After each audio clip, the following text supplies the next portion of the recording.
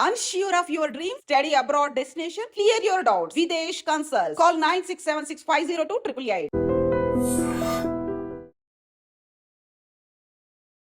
నమస్తే, welcome back to IT media. నేను మీ Jhansi. Investments, stock market ఈ విషయాలపై అవగాహన కల్పించే వీడియో ఇది. ప్రస్తుతం అంతా ఉన్నారు ఆంఫైర్ రిజిస్టర్డ్ మ్యూచువల్ ఫండ్ డిస్ట్రిబ్యూటర్ ఇంకా ఫైనాన్షియల్ ప్లానర్ మధు గారు. వారితో మాట్లాడి ఈరోజు ఒక మంచి టాపిక్ తెలుసుకునే ప్రయత్నం చేద్దాం. నమస్తే అండి. నమస్తే ఝాన్సీ గారు. సో ఇన్వెస్ట్మెంట్ చేయాలి అనుకున్నప్పుడు ఫైనాన్షియల్ ప్లానర్ త్రూ వెళ్తే మంచిది అని చెప్పి మనం ముందు వీడియోలో డిస్కస్ చేసుకున్నాం. బట్ ఒక 5 years 3 years ఇన్వెస్ట్మెంట్ చేస్తున్న వాళ్ళకి అసలు ఏ స్టాక్స్ కొనాలి, ఇందులో పెడితే మంచిది అని సమ్ బేసిక్ నాలెడ్జ్ అయితే వచ్చింది. వాళ్ళు కూడా ఫైనాన్షియల్ ప్లాన్ త్రూ వెళ్ళాలా, లేకపోతే అసలు ఏంటి, వాట్ ఈస్ ద డిఫరెన్స్? ఇప్పుడు వాళ్ళు అలా వెళ్ళడానికి, లేకపోతే ఇట్లా డైరెక్ట్ ఫండ్ సెలెక్ట్ చేసుకోవడానికి, మీ త్రూ వెళ్ళడానికి? రెగ్యులర్గా ఇప్పుడు మన క్వశ్చన్ ఏంటంటే, ఏం తెలియని ఇన్వెస్టర్ అయితే ఫైనాన్షియల్ అడ్వైజర్ దగ్గరికి వస్తున్నాము. మరి నేను 5 సంవత్సరాలు ఆల్రెడీ ఎక్స్పీరియన్స్ వచ్చింది నాకు. నేను మ్యూచువల్ ఫండ్లో ఎస్ఐపి చేస్తున్నాను, స్టాక్ ట్రేడింగ్ చేస్తున్నాను. ఇప్పుడు ఈ 5 సంవత్సరాల్లో నాకు ఎంతో కొంత నాలెడ్జ్ వచ్చింది. బికాస్ ఆఫ్ అటెండింగ్ సెషన్స్ అవ్వచ్చు, లేదనంటే వాళ్ళతో 1-to-1 సిట్టింగ్లో కానీ కొంత నాలెడ్జ్ వచ్చే ఉంటుంది బేసికల్గా. మరి ఇలాంటి టైంలో కూడా మనం మళ్ళీ ఫైనాన్షియల్ అడ్వైజర్ మీద డిపెండ్ కావాలా అనేది మన క్వశ్చన్, అంతేనా? సో జనరల్గా చెప్పాలంటే ఇప్పుడు మ్యూచువల్ ఫండ్ విషయానికి వస్తే ఓన్లీ ఫండ్ సెలెక్షన్ అనేది ఒక ఇండివిజువల్ డిసిజన్ అనేది కాదు. ఒక ఫండ్ సెలెక్షన్ చేసే ముంగట ఈరోజు ఇంతవరకు ఈ టాపిక్ ఎవరు డిస్కస్ చేయకపోవచ్చు, ఇది మనం కొత్తగానే చెప్తే ఇన్వెస్టర్స్ అందరికీ. యాక్చువల్గా చాలా మంది ఏం చేస్తాము, ఇప్పుడు మ్యూచువల్ ఫండ్ మంచిది ఏది అని అంటే మనం ఏం చెప్తాము, ఏ మనీ కంట్రోల్లోనో గూగుల్లోనో కొట్టేస్తే టాప్ ఫండ్స్ ఏంటి అనేది చూస్తాము, రిటర్న్ ప్రకారంగా ఆల్ఫాబెటికల్ ఆర్డర్లో తీస్తాము, లేదనంటే హై టు లో తీసేస్తే మనకి ఏదైతే హై కనబడుతుందో టాప్ 10 ఫండ్స్ తీసుకుంటాం. లేదా మనం ఒక 5 సంవత్సరాల నుంచి కన్సిస్టెంట్ రిటర్న్ ఇచ్చిన ఫండ్స్ మన పోర్ట్ఫోలియో ఆల్రెడీ ఉన్నాయి కాబట్టి వాటిని రిపీట్ చేస్తాం. అయితే నిజానికి ఫండ్ సెలెక్షన్కి ఓన్లీ ఇది ఒకటే ప్రాసెస్ అంటే అసలు కాదు. ఫండ్ సెలెక్షన్లో మనం చేసేది స్పెషల్గా, ఇంకా బయట వాళ్ళు చేసేది తెలియదు, రోలింగ్ రిటర్న్. అంటే మనం పాయింట్ టు పాయింట్ రిటర్న్ అనేది ఎవ్రీ ఇయర్ రిటర్న్ అనమాట. పాయింట్ టు పాయింట్ రిటర్న్ అని అంటే ఇప్పుడు ఒక 5 సంవత్సరాల రిటర్న్ ఏంటి అని అంటే ప్రతి సంవత్సరంలో హైయెస్ట్ ఎన్ఏవి ఉన్న డేట్ను వాళ్ళు ప్రింట్ చేస్తారు. ఎన్ఏవి ఉన్న డేట్ను రిటర్న్ లాగా ప్రింట్ చేస్తారు. అంటే ఇప్పుడు ఒక XYZ mutual fund company small క్యాప్లో 16% రిటర్న్ ఇచ్చింది 2019లో అంటే అది 16% హైయెస్ట్ రిటర్న్ ఆఫ్ 2018. అలాగే 19లో ఇచ్చిన హైయెస్ట్ రిటర్న్ ని వాళ్ళు ప్రింట్ చేసుకుంటారు. ఈ ఫండ్ ఇంత, అది పాయింట్ టు పాయింట్ రిటర్న్ అంటాం మనం. అయితే మనం ఆ విధంగా సెలెక్ట్ చేయము. ఏ విధంగా? డైలీ బేస్, అంటే ప్రతిరోజు అబ్జర్వేషన్ అనేది చేస్తాం మనం. సో ఇక్కడ ఏంటంటే ఈ రోలింగ్ రిటర్న్ ఎలా ఉంటుందని అంటే, మనం రోలింగ్ రిటర్న్ ఆఫ్ 2 years తీసుకున్నాం ఫర్ ఎగ్జాంపుల్, అంటే ప్రతి 2 సంవత్సరాలకు ఒక అబ్జర్వేషన్ చేస్తాం. రోలింగ్ రిటర్న్ ఆఫ్ 3 years అంటే ప్రతి 3 సంవత్సరాల పీరియడ్లో అది ఎంత రిటర్న్ ఇచ్చింది, మ్యాక్సిమం ఎంత రిటర్న్ ఇచ్చింది, మినిమం ఎంత ఇచ్చింది, మీడియం రిటర్న్ ఎంత ఇచ్చింది. సో ఈ మూడింటిని మనం చెక్ చేస్తాము. అలాగే మనం లాస్ట్ 5 yearsలో ఈ రోలింగ్ రిటర్న్ ఏ విధంగా ఉంది, 2 yearsలో 1 yearలో ఈ రోలింగ్ రిటర్న్స్ ఏ విధంగా ఉంది, ఆల్మోస్ట్ మోర్ దెన్ 2000 నుంచి 3000 అబ్జర్వేషన్ చేస్తాం. సో ఒక్కొక్కసారి మీరు తీసుకునే టాప్ 1 కేటగిరీ ఫండ్ ఏదైతే ఉంటుందో దాన్ని మీరు రోలింగ్ రిటర్న్ వేసేస్తే అది టాప్ 10లో కూడా ఉండదు.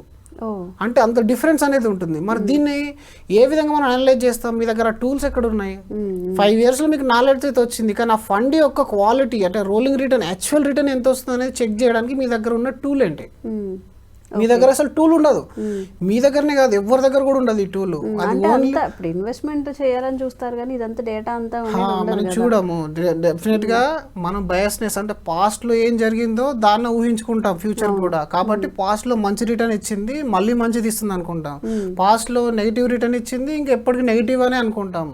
సో ఇది ఫండ్ సెలెక్షన్లో చాలా ఇంపార్టెంట్ అనమాట. Rolling return number 1. ఈ రోలింగ్ రిటర్న్లో ఎన్ని అబ్జర్వేషన్ చేసాము, డైలీ బేస్, ఇయర్లీ, 2 yearsకి ఒకసారి, 3 yearsకి ఒకసారి, 5 yearsకి ఒకసారి రోలింగ్ రిటర్న్. దాని తర్వాత నెగిటివ్ అబ్జర్వేషన్స్. ఈ నెగిటివ్ అబ్జర్వేషన్స్ ఏంటంటే ఒక 10 సంవత్సరాల్లో మనం తీసుకున్న ఫండ్ ఎన్నిసార్లు నెగిటివ్ రిటర్న్ ఇచ్చింది. మరి పాజిటివ్ గురించి అందరం మాట్లాడుతున్నాం, ఫండ్స్ మీరు తీసుకున్న తర్వాత నెగిటివ్ ఇవ్వచ్చు కదా. ఇప్పుడు మార్కెట్ డౌన్ అయినప్పుడు ఏమవుతుంది, మన అన్ని ఫండ్స్ డౌన్ అవుతాయి, బట్ అన్నిటికంటే ఎక్కువ ఏది డౌన్ అయింది, నెగిటివ్ అబ్జర్వేషన్ అంటాం దీన్ని. ఈ నెగిటివ్ అబ్జర్వేషన్ కూడా మనం క్యాచ్ చేయగలగాలి. అంటే ఒక ఫండ్ 40% రిటర్న్ 30% రిటర్న్ ఇచ్చింది ఓకే, బట్ ఈ 30% రిటర్న్ 10 సంవత్సరాల్లో ఎన్నిసార్లు ఇచ్చింది అది. ఎన్నిసార్లు నెగిటివ్ ఇచ్చింది అసలు నార్మల్ రిటర్న్ ఇవ్వాలి 15%, 12%, 10% మన ఎక్స్పెక్టేషన్. నిజానికి -5% రిటర్న్ ఇచ్చిన ఫండ్స్ ఉంటాయి ఇయర్ మొత్తం మీద, 2 years కూడా మైనస్లో ఉన్న ఫండ్స్ ఉంటాయి. సో మరి మనం ఒక టాప్ 3 ఫండ్స్ తీసుకున్నాం. ఇప్పుడు టాప్లో ఉన్న 3 ఫండ్స్ ఏదైనా ఒక లార్జ్ క్యాప్ తీసుకోండి. ఆ 3 ఫండ్స్లో ఒక ఫండ్ మనకు ఒక 14% ఇచ్చింది, ఇంకో ఫండ్ 15%, ఇంకో ఫండ్ 17% ఇచ్చింది. సో మనం బేసికల్గా మన ఇంటెన్షన్ ప్రకారం ఏంటంటే 17% ఇచ్చింది కాబట్టి that would be the best fund అని చెప్పేసి అది వెళ్ళిపోతాము. అప్పుడు మనం ఈ 10 years లోపల ఈ 17% రిటర్న్ ఈరోజు ఇచ్చిన ఫండ్ ఎన్నిసార్లు నెగిటివ్ రిటర్న్ ఇచ్చిందో చూడాలి.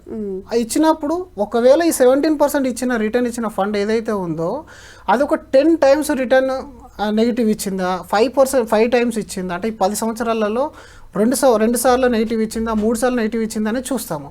ఇప్పుడు 14% రిటర్న్ ఇచ్చిన ఫండ్ ఏదైతే ఉందో అది ఓన్లీ ఒకటేసారి నెగిటివ్ రిటర్న్ ఇచ్చింది. ఫర్ ఎగ్జాంపుల్ అనుకుందాం, అదే మీరు 17% రిటర్న్ ఇచ్చిన ఫండ్ 4 సార్లు నెగిటివ్ రిటర్న్ ఇచ్చింది. సో ఇప్పుడు మనం రెండిట్లలో ఏది సెలెక్ట్ చేసుకోవాలి? డెఫినెట్గా ఒకసారి నెగిటివ్ రిటర్న్ ఇచ్చిన ఫండ్ సెలెక్ట్ చేసుకోవాలి.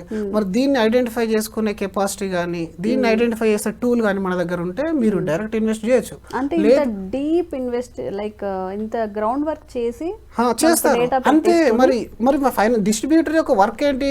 మీ కమిషన్ తింటూ కూర్చోలేడు. తనకు కావాల్సిన వాల్యూ అడిషన్ ఇస్తేనే తన డిస్ట్రిబ్యూటర్ అంటారు లేదా ఫైనాన్షియల్ ప్లానర్ అంటాము. ఇప్పుడు మార్కెట్లో ఉన్న ఒక bad opinion on mutual fund distributors కానీ ఇన్సూరెన్స్ ఏజెంట్ల పైన కూడా ఇదే ఒక బ్యాడ్ ఒపీనియన్ అనేది ఉంది. అందుకని దీనికోసం కొంతమంది వీడియోలు కూడా చేస్తున్నారు యూట్యూబ్లో, మీరు డిస్ట్రిబ్యూటర్ ద్వారా వెళ్తే వాళ్ళు మీ కమిషన్ తినేస్తారు అని. కానీ నిజానికి డిస్ట్రిబ్యూటర్ ఓన్లీ మీ కమిషన్ తినడానికి కూర్చోలేదు, తన వర్క్ తనకు ఉంటుంది. ఇంతకుముందు చెప్పిన వీడియోలో అసలు మీ ఎక్సైట్మెంట్ తగ్గిస్తాడని చెప్పాము, అంతేకాకుండా మీ రిస్క్ అనలైజ్ చేస్తాడని చెప్పాము, గోల్ సెట్ చేస్తాడని చెప్పాము. అవేవి కాకుండా ఇప్పుడు లేటెస్ట్ టెక్నాలజీ ప్రకారం ఈ నెగిటివ్ రిటర్న్స్ కూడా అబ్జర్వ్ చేస్తున్నాడు, రోలింగ్ రిటర్న్ కూడా అబ్జర్వ్ చేస్తున్నాడు. దీని తర్వాత 3వ రూల్ మనం ప్రజెంట్ అంటే అప్లికేబుల్ చేసుకునేది ఏంటంటే మనకు క్వాలిటీ ఏఎంసీ. మరి మంచి ఫండ్ అని ఎలా సెలెక్ట్ చేసుకుంటాం? చాలా మంది ఏంటంటే ఒక ఫండ్ని మనీ కంట్రోల్లోకి వెళ్ళిపోతారు, లేదంటే గూగుల్లోకి వెళ్ళిపోయి ఆ ఫండ్ మేనేజర్ ఎక్స్పీరియన్స్ చూస్తారు. 10 ఏళ్ళ ఎక్స్పీరియన్స్ ఉంటే మంచివాడు, 2 ఏళ్ళ ఎక్స్పీరియన్స్ ఉంటే మంచివాడు కాదని. నిజానికి ఆ మ్యూచువల్ ఫండ్ కంపెనీ యొక్క రూల్స్ పైన ఆధారపడి ఉంటుంది కదా, తన ఇండివిజువల్ డిసిషన్ కాదు స్టాక్ సెలెక్షన్ అనేది. తన కింద ఉన్న రీసెర్చ్ టీమ్ యొక్క కెపాసిటీ ఎంతమంది రీసెర్చ్ టీమ్ ఉన్నారు ఆ ఫండ్ కి.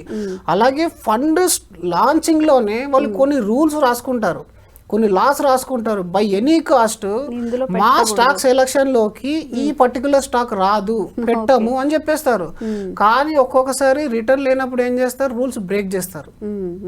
అలాంటి బ్రేకింగ్ చేసే ఏఎంసీని ఫైండ్ అవుట్ చేయాలి అది మాత్రం మీకు ఫైనాన్షియల్ అడ్వైజర్ ద్వారా మాత్రమే అది చూసుకోగలుగుతారు, అంటే తెలుసుకోగలుగుతారు ఆ నిజం అంటే అది క్వాలిటీ ఏఎంసీయా కాదా అనేది. ఆ క్వాలిటీ చెకింగ్ అనేది కూడా మనకు జరుగుతుంది. సో కాబట్టి ఇవి బేసికల్గా 4, ఇంకా మీకు చెప్పలేని ఎన్నో ఉంటాయి. ఈ టూల్స్ అనేది చెప్పలేని ఇంకా చాలా ఉంటాయి. సో ఇదొకటి నెగిటివ్ అబ్జర్వేషన్ అయిపోయింది. ఆ తర్వాత ఇప్పుడు డ్రాప్ డౌన్ అని అంటే మార్కెట్ డౌన్ అయింది. ఇప్పుడు ఇండో పాకిస్తాన్ యుద్ధం వస్తుందని చెప్పేసి ఆ రోజు మార్కెట్ అనేది డౌన్ అయింది కదా. అంతకుముందు కోవిడ్ టైంలో కూడా మార్కెట్ డౌన్ అయింది కదా. నిజానికి మార్కెట్ డౌన్ ఉన్నప్పుడు అన్ని ఫండ్లు ఈక్వల్గా డౌన్ అవుతున్నాయా? అవ్వవు. ఎందుకంటే కొన్ని ఫండ్స్ మాత్రం ఎక్కువ డౌన్ అయిపోతాయి. ఆ ఎక్కువ డౌన్ అయ్యే ఫండ్స్ అంటే ఇప్పుడు 20% డౌన్లోకి వెళ్తుంది. ఇది మార్కెట్ డౌన్ అయినప్పుడు ఫండ్ పర్టికులర్ ఫండ్ 30%లోకి వెళ్తుందా, 40%లోకి వెళ్తుందా, 50%లోకి వెళ్తుందా? ఈ విధంగా అంటే ఇప్పుడు మనం తీసుకున్న టాప్ 3 ఫండ్స్లో ఏ ఫండ్ అయితే మార్కెట్ డౌన్ అయినప్పుడు అన్నిటికంటే ఎక్కువ డౌన్ అవుతుంది దాన్ని ఎలిమినేట్ చేయాలి మీరు. మరి దాన్ని కూడా ఎలిమినేట్ చేసే టూల్ అనేది మన దగ్గర ఉంటుంది. సో మనం ఏం చేస్తాం, మీరు తీసుకున్న 5 ఫండ్స్ కానీ 3 ఫండ్స్ కానీ ఫస్ట్ టాప్ రిటర్న్ ఇచ్చిన ఫండ్స్ని తీసుకున్నాము. దాని తర్వాత రోలింగ్ రిటర్న్లో బెస్ట్ రిటర్న్ ఇచ్చిన వాటిని ఫిల్టర్ చేసాము. దాని తర్వాత నెగిటివ్ అబ్జర్వేషన్స్ ఎన్ని ఉన్నాయి వాటిని ఫిల్టర్ చేసాము. ఇప్పుడు డ్రాడౌన్ ఎక్కువగా డౌన్లోకి వెళ్ళిపోయే ఫండ్స్ ఉన్నాయి వాటిని ఫిల్టర్ చేసేస్తాము. క్వాలిటీ ఏఎంసీని కూడా ఫిల్టర్ చేసేస్తాము. వీటన్నిటి తీసేయడం వల్ల మీకు ఏమవుతుందని అంటే ఇప్పుడు రెగ్యులర్ ఇన్వెస్టర్కి ఇదంతా నాలెడ్జ్ ఎక్కడిది? ఆ 0.5% మిగులుతుందని చెప్పేసి రెగ్యులర్లోకి వెళ్ళిపోయావు అంటే నీకు దగ్గర అసలు యాక్చువల్గా ఫైనాన్షియల్ అడ్వైజర్ లేడు, డిస్ట్రిబ్యూటర్ యొక్క కాంటాక్ట్స్ కూడా లేవు, మనం రిమోట్ ఏరియాలో ఉన్నామంటే మీకు ఆ ఛాన్సే లేదు. బట్ ఈ రోజుల్లో యాంఫుల్ ఆఫ్ అడ్వైజర్స్ ఉన్నారు, చాలా మంది ఉన్నారు. మ్యూచువల్ ఫండ్ డిస్ట్రిబ్యూటర్స్ కానీ ఫైనాన్షియల్ ప్లానర్స్ కానీ మీరు వాళ్ళ హెల్ప్ తీసుకుంటే ఏమవుతుందంటే ఇప్పుడు డైరెక్ట్గా మీకు ఇలాంటి గేమ్ ఆడేకండి. అసలే తెలియని రూటు, తెలియని వ్యవస్థ ఇదంతా కూడా. ఇది గోల్డ్ రియల్ ఎస్టేట్ లాగా మనం తరతరాలు చూసింది కాదు కదా. సో కాబట్టి ఇప్పుడు ఏం చేస్తున్నాను అంటే వీటన్నిటి వీటన్నిటిని టెల్మేట్ చేస్తూ మీ డైరెక్ట్ ఇన్వెస్ట్మెంట్ ఏదైతే ఉందో మీరు ఇన్వెస్ట్ చేశారో, ఫర్ ఎగ్జాంపుల్ ఒక 12% రిటర్న్ ఇస్తే ఈ స్ట్రాటజీస్ అన్ని వాడితే ఒక 3% లేదా 4% మీకు వాల్యూ అడిషన్ అవుతుంది. అప్పుడు మీరు అనుకున్న 0.5% 1% డౌన్ అయినా అంటే కొంచెం తగ్గినా కూడా అనేవి మిగిలిన 3% అనే పోర్ట్ఫోలియోకి వాల్యూ యాడ్ అయింది కదా, లేదా 2.5 వాల్యూ యాడ్ అయింది కదా. మనం ఇప్పుడు 0.5%లోనే కొన్ని కోట్లు లాస్ అయిపోతాము డైరెక్ట్ ఫండ్ రెగ్యులర్ ఫండ్లో పెడితే అని చెప్పేసి వీడియోలు చేస్తున్నారు. మరి 3% అడిషన్ అయితే ఎన్ని కోట్లు యాడ్ కావాలి? మరి దీని గురించి ఎవరు ఎడ్యుకేట్ చేయాలి? ప్లస్ ఇప్పుడు మన అందరం సినీ స్టార్లం కానీ, లేదంటే క్రికెట్ స్టార్లం కానీ, లేదనంటే యూట్యూబ్లో వీడియోస్ కానీ మనం చూసి కొత్తగా మొదలు పెడుతున్నాము. ప్యానిక్ అయినప్పుడు వాళ్ళు వచ్చి మీకు చెప్పరు కదా, మీరు ఇట్లా వెయిట్ చేయాలి, వెయిట్ చేస్తే మీకు మళ్ళీ మార్కెట్ గ్రో అవుతుంది, మీరు ఉన్నది ప్రాపర్ సిస్టంలో అని చెప్పేసి వాళ్ళు చెప్పలేరు. అదే ఫైనాన్షియల్ ప్లానర్ అయితే, మ్యూచువల్ ఫండ్ డిస్ట్రిబ్యూటర్ అయితే మీరు ప్యానిక్లో ఉన్నప్పుడు మీకు హ్యాండ్ హోల్డ్ అంటే మీకు సహాయం అనేది చేస్తాడు, మీకు హ్యాండ్ హోల్డ్ అనేది ఇస్తాడు తను. కాబట్టి మీ జర్నీ అనేది అంత ఈజీ అయిపోతుంది. రిటర్న్ మీరు డైరెక్ట్ ఇన్వెస్ట్మెంట్ పోలిస్తే ఈ రిటర్న్ అనేది దాదాపు 3 to 4% అడిషన్ ఉంది. ప్లస్ మీకు రూట్ కూడా ఒక ప్రాపర్ రూట్ అనేది ఉంది, గోల్ ఐడెంటిఫికేషన్ ఉంది. కాబట్టి ఒక ఫైనాన్షియల్ ప్లానర్గా లేదా ఒక మ్యూచువల్ ఫండ్ డిస్ట్రిబ్యూటర్గా ఇలాంటి టూల్స్ అనేటివి ఎవరైతే దగ్గర అయితే ఉన్నాయో, మరి ఇది అందరి దగ్గర ఈ ఫెసిలిటీ ఉండదు. అంటే లైసెన్స్ ఎగ్జామ్ రాసిన ప్రతి ఒక్కరి దగ్గర ఈ టూల్ ఉంటుందంటే ఉండదు, కొంతమందికి ఉండదు. ఏదో పార్ట్ టైం కోసం చేస్తారు, లేదా కొంతమంది చేస్తున్నారంటే చేస్తుంటారు, కానీ కొంతమంది మాత్రమే పర్టికులర్గా వీటిపైన ప్రాపర్ నాలెడ్జ్ అండ్ సిస్టమ్ పెట్టుకొని వర్క్ చేసే వాళ్ళు ఉంటారు. వాళ్ళ దగ్గర ఇన్వెస్ట్మెంట్ చేశారంటే మీకు ఫ్యూచర్కి ఎలాంటి భయం అనేది ఉండదు. సో అది ఇంపార్టెంట్ అనమాట. ఓకే, సో ఇన్ని జాగ్రత్తలు పాటించి మనం మ్యూచువల్ ఫండ్స్లో కానీ ఇన్వెస్ట్మెంట్ చేసేటప్పుడు కానీ దిగాలి అనమాట. సో 0.5% చూసుకుంటే నిజంగా 3% 4% ఏవైనా వచ్చిందంటే కథం, ఇంకా మనం ఇన్వెస్ట్మెంట్ చేసింది రిటర్న్స్ కాదు కదా, మళ్ళీ నెగిటివ్లోకి వెళ్తాం. కాబట్టి సో ఇది ఫైనాన్షియల్ ప్లానర్ ఇంపార్టెన్స్. ఇది ఇన్వెస్ట్మెంట్ చేయాలనుకున్నప్పుడు ఒక బెస్ట్ ఫైనాన్షియల్ ప్లానర్తో వెళ్ళండి. Thank you sir. Thank you so much madam.